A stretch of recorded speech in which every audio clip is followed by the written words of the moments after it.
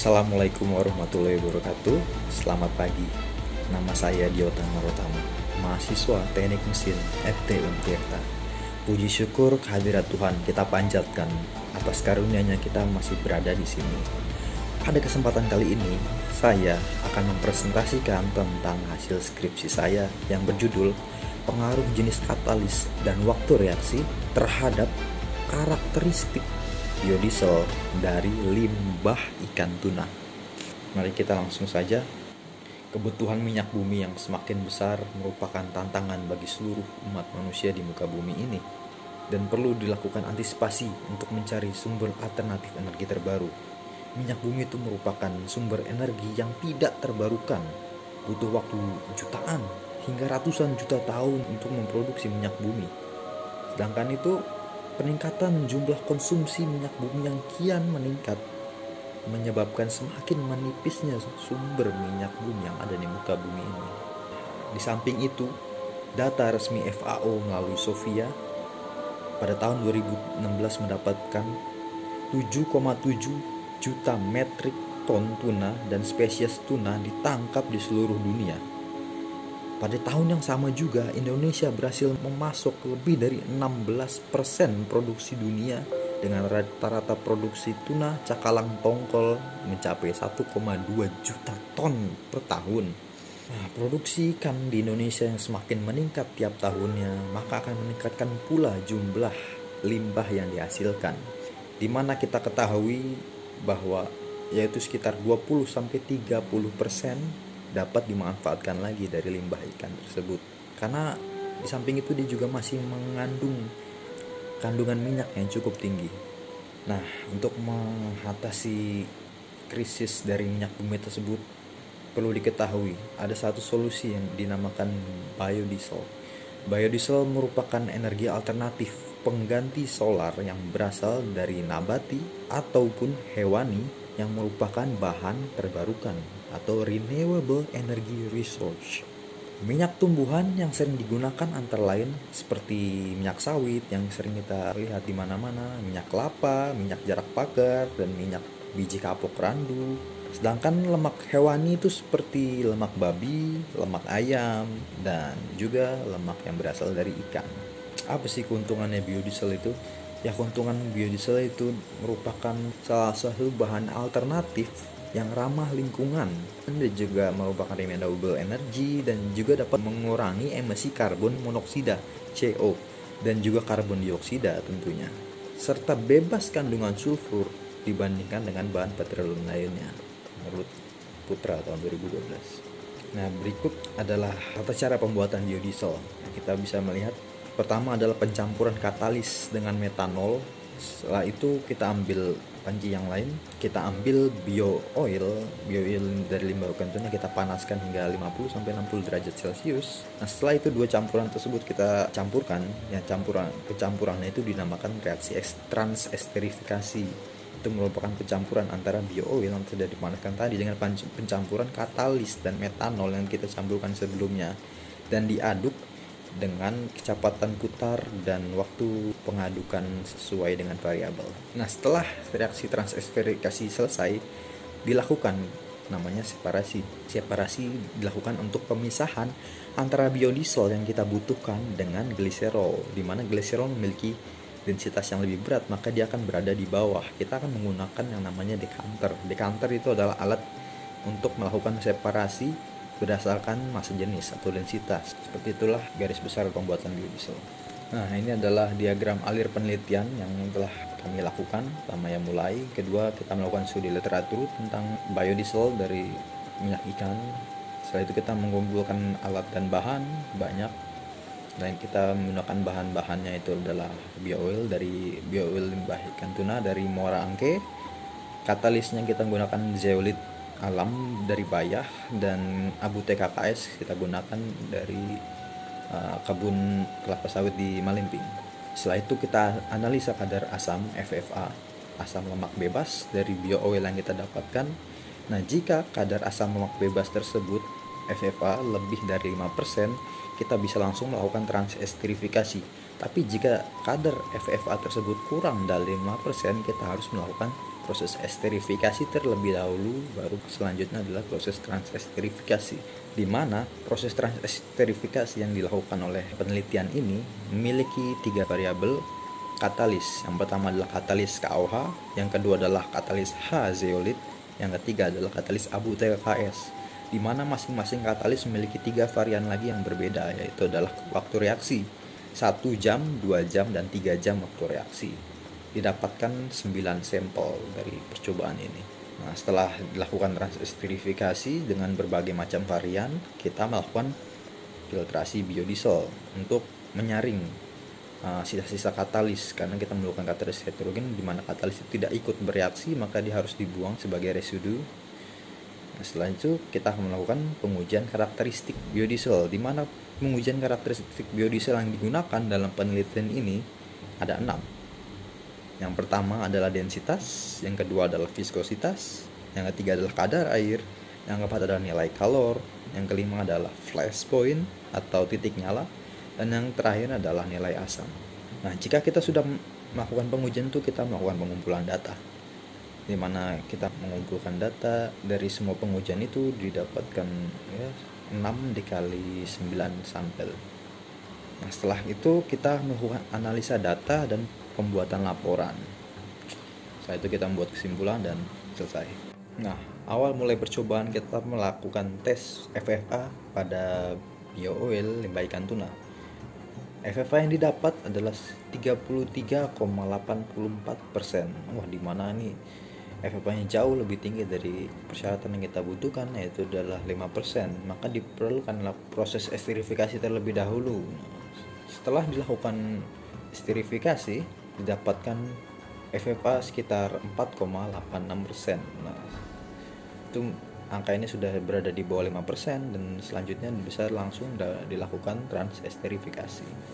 Nah, proses pembuatan yang dilakukan adalah esterifikasi dan transesterifikasi dengan variabel yang digunakan adalah seperti berikut ini, di mana pada proses esterifikasi bio oil limbah ikan tuna yang digunakan 1400 ml dan katalis yang digunakan adalah HCl 1% berat dari bio oil tersebut, di mana jika dihitung adalah 11,7 gram, dan campurannya adalah satu lagi adalah metanol yang dimana kapasitasnya ada 30% volume dari bio oil, dan jika dihitung adalah 420 ml.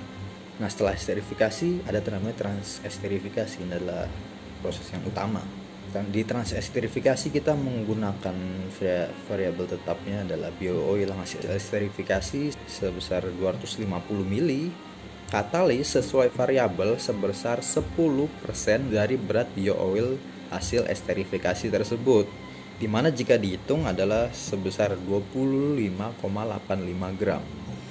Nah, katalis yang digunakan ini kan tadi ada 3 variabel kan, antara KOH, abu TKKS, dan H-zeolit, masing-masing ya sesuai kapasitas yang ditentukan ini 10% dari berat bio oil. Nah, setelah itu adalah metanol yang kita gunakan adalah perbandingan 6:1, di mana 6 metanol dan 1 bio oil. Perbandingan ini adalah perbandingan volume, di mana metanol 1500 ml, sedangkan bio oil hasil esterifikasi 250 ml.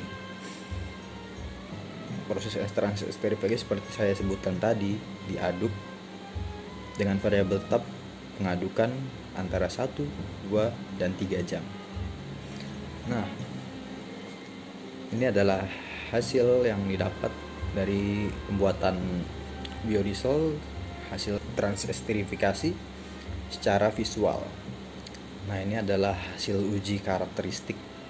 Yang pertama adalah densitas, di mana diketahui waktu reaksi berpengaruh fluktuatif terhadap densitas biodiesel membentuk pola naik dan turun. Sedangkan jenis katalis berpengaruh pada densitas yang dihasilkan, di mana katalis KOH memiliki densitas yang paling tinggi. Kita bisa lihat di grafik tersebut. Yang paling tertinggi adalah katalis KOH dengan waktu reaksi 2 jam. Yang selanjutnya adalah viskositas. Dapat kita lihat dari grafik, dapat diketahui bahwa waktu reaksi berpengaruh fluktuatif terhadap densitas biodiesel membentuk pola naik turun.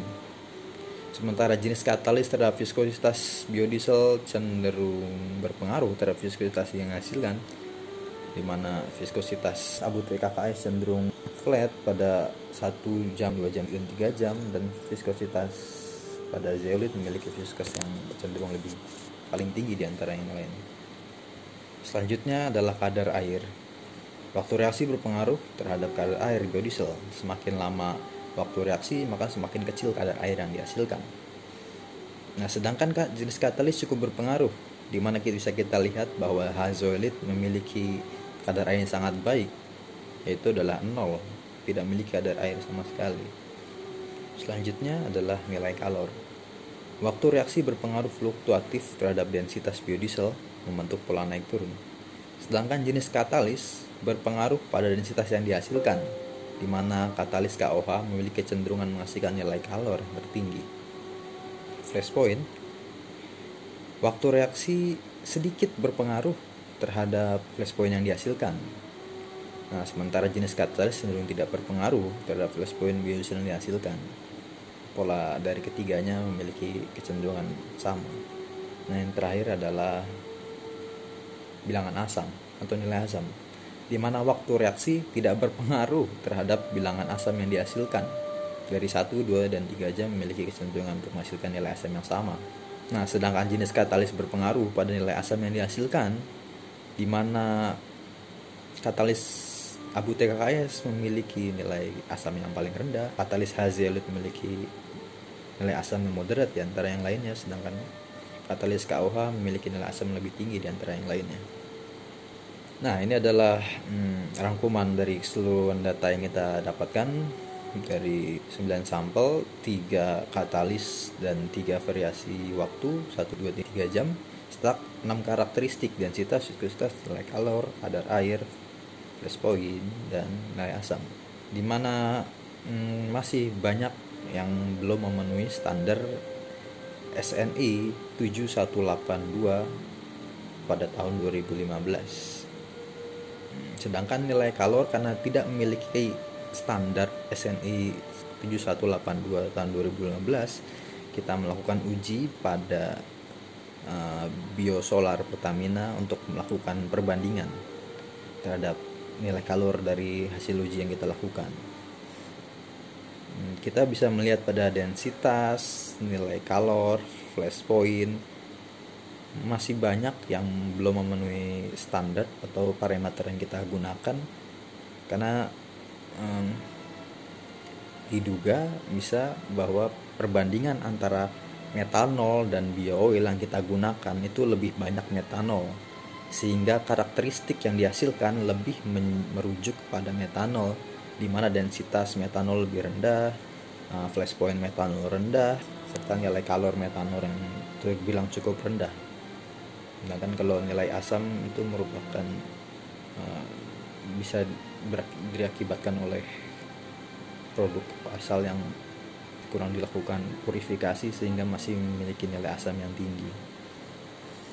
Nah, kesimpulan yang bisa kita ambil dari penelitian ini adalah yang pertama, waktu reaksi berpengaruh fluktuatif terhadap karakteristik densitas, viskositas, nilai kalor, dan flashpoint.